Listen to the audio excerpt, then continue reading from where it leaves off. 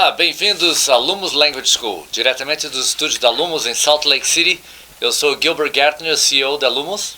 Eu sou Minas Mavakites, consultor comercial da Lumos. E queremos fazer vocês bem-vindos a esse nosso primeiro episódio de uma série de vídeos que estamos preparando para auxiliar você na sua decisão de estudar nos Estados Unidos. Os conteúdos desses vídeos foram baseados em perguntas que têm sido apresentadas a nós constantemente, mais especificamente ao Minas. Perfeito. No processo de decisão e mudança de vida para estudar nos Estados Unidos, os estudantes têm muitas perguntas, muitas dúvidas, e a gente percebe que são aconselhados de maneira bastante equivocada, muitas vezes são conduzidas ao erro, e a gente tem o objetivo de ajudá-las a esclarecer, a se prepararem melhor. Exato. Então, durante esses vídeos, nós vamos ter o Minas, e nós vamos ter um amigo secreto que vai estar envolvido em todas as nossas discussões, o nome dele é Um Amigo Meu.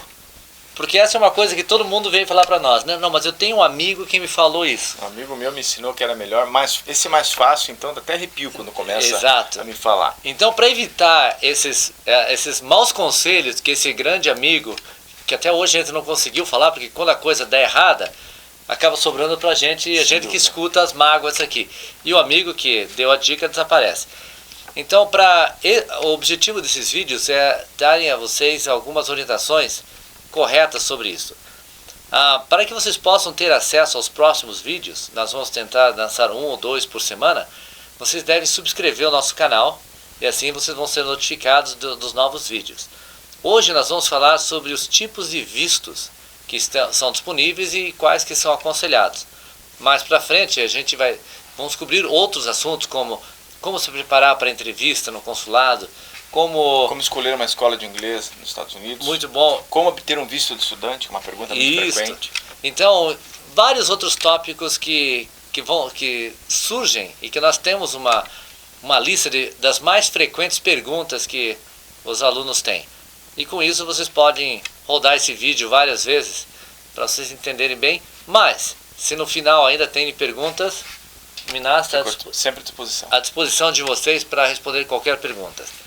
Então, a primeira coisa que a gente gostaria de falar, existem 3 tipos de vistos que são mais conhecidos de todo mundo.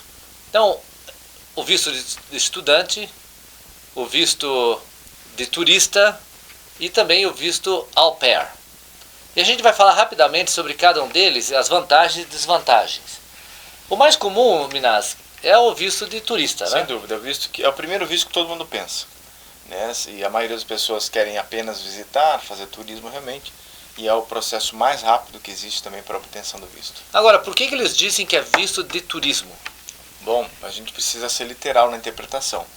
A embaixada, quando concede o visto de turismo, tem expectativa que você não se envolverá em nenhuma atividade econômica, ou seja, você não vai trabalhar, nem tampouco, né, vai se envolver em atividade acadêmica, exceto, por exemplo, se você vai estudar por intercâmbio, onde você pode utilizar o visto de turista sem problema algum. Então, lembrando bem, conhece aquele personagem, um amigo meu me disse?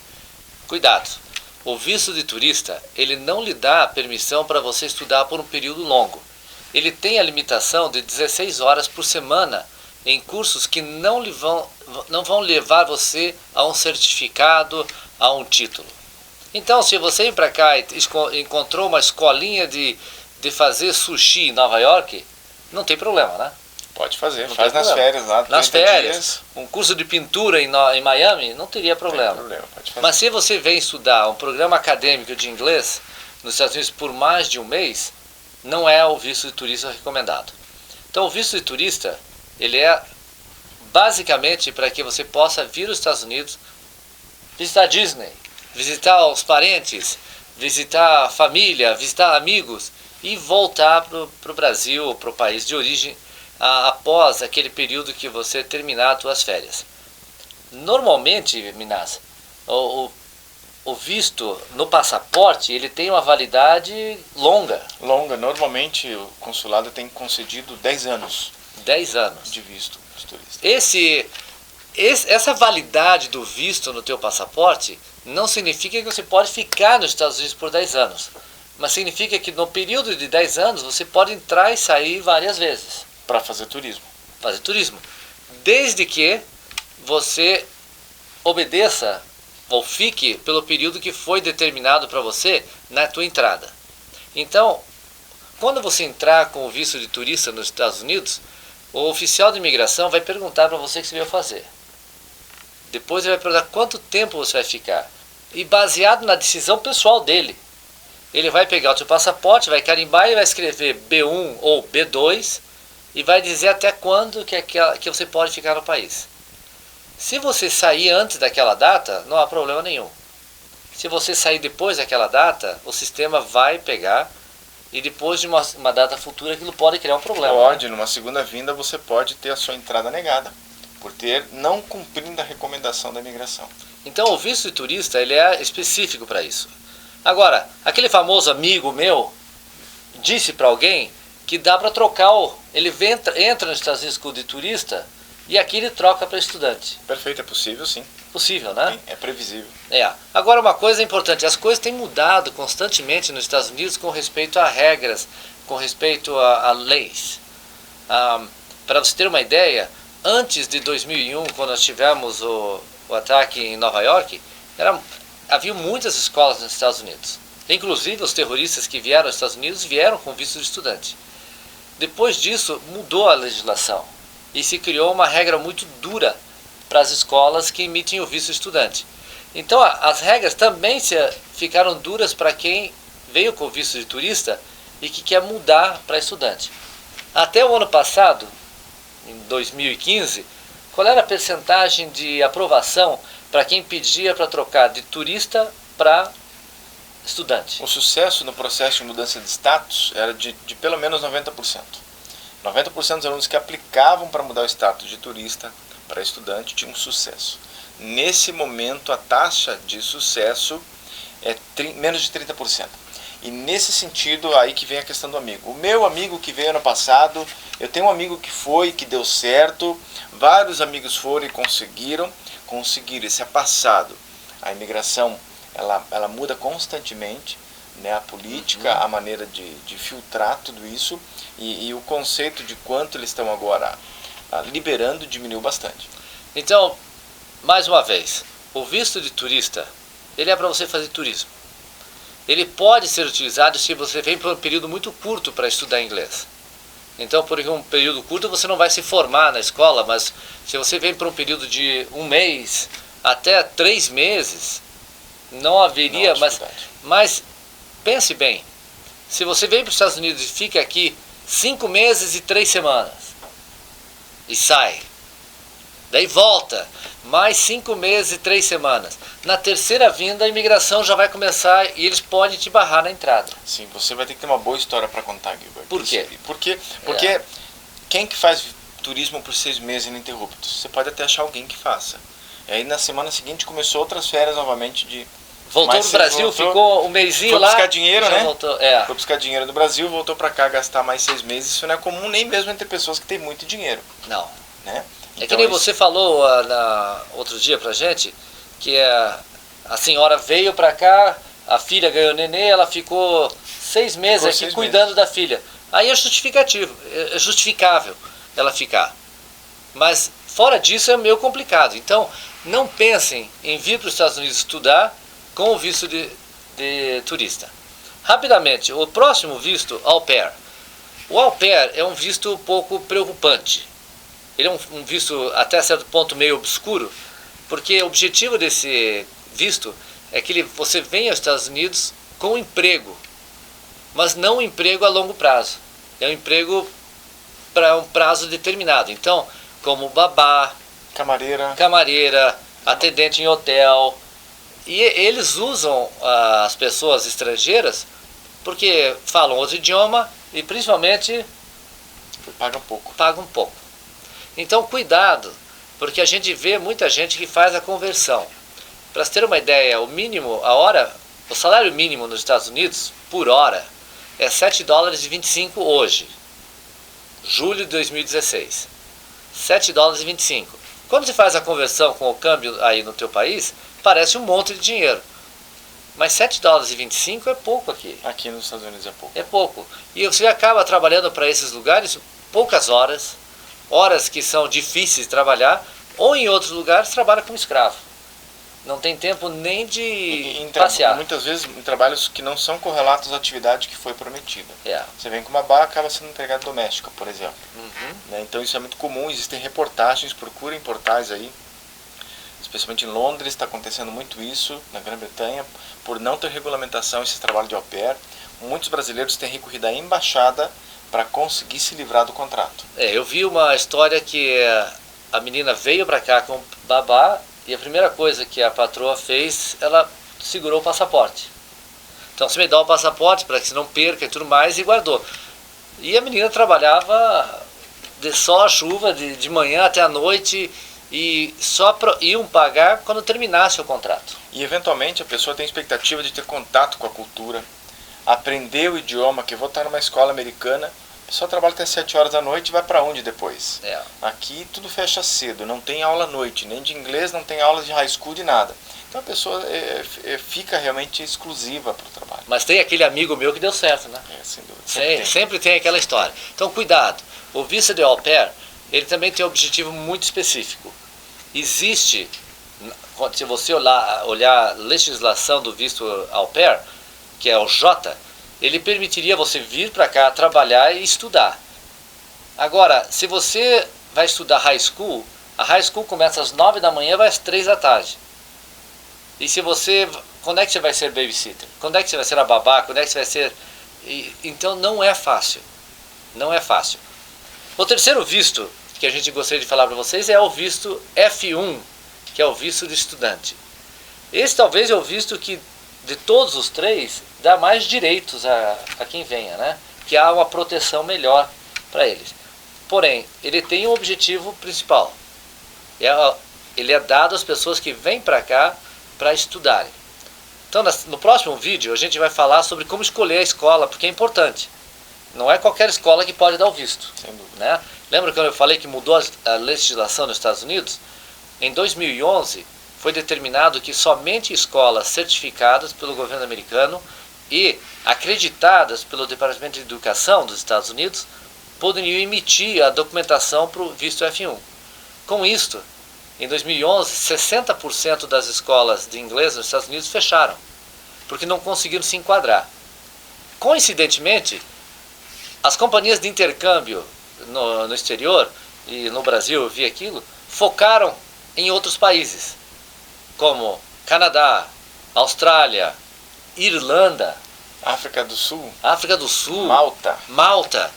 Então, como se fossem paraísos de você poder aprender inglês. Na realidade, essas agências de intercâmbio, elas ganham uma comissão muito grande. Muito grande, não entendem nada do processo acadêmico, não entendem nada na avaliação de uma escola criteriosa. Então o objetivo delas é vender um sonho, né? Vender um pacote. Vender um pacote de viagem. Exatamente. E daí o que acontece? Nesses países não existe um controle da qualidade acadêmica. Nos Estados Unidos, hoje, existem as escolas privadas como Alumnos e as escolas que são vinculadas a universidades, que o preço encarece mais. Fora disso, é muito difícil você encontrar uma escola que possa lhe dar o visto F1.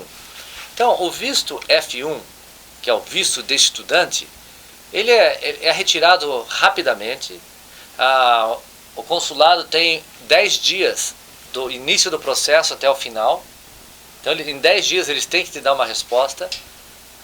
Você tem uma ideia de como está a aprovação no Brasil hoje? Hoje o processo de aprovação de visto estudante conosco tem levado em torno de pelo menos 90%, um pouco mais que 90%. 90% tem sido aprovados. Então, mais adiante a gente vai explicar, quando você preparar para a entrevista, sobre o que você tem que tomar cuidado para que seja aprovado. Mas o visto de estudante, ele vai te dar o privilégio de você poder estudar em qualquer lugar nos Estados Unidos. Uma vez que você iniciou em uma instituição aprovada, você pode transferir para outras instituições. Então, por exemplo, você pode vir para Lumos estudar inglês. Quando você adquire o inglês, você pode transferir para uma universidade de 4 anos. Pode depois transferir para fazer um mestrado, pode transferir para fazer um doutorado. Tecnicamente, você pode ficar quase 15 anos estudando nos Estados Unidos. Agora, uma coisa que permite também. Sempre que você terminar o programa que você se matriculou, você recebe do governo americano uma permissão para que você trabalhe por 1 ano.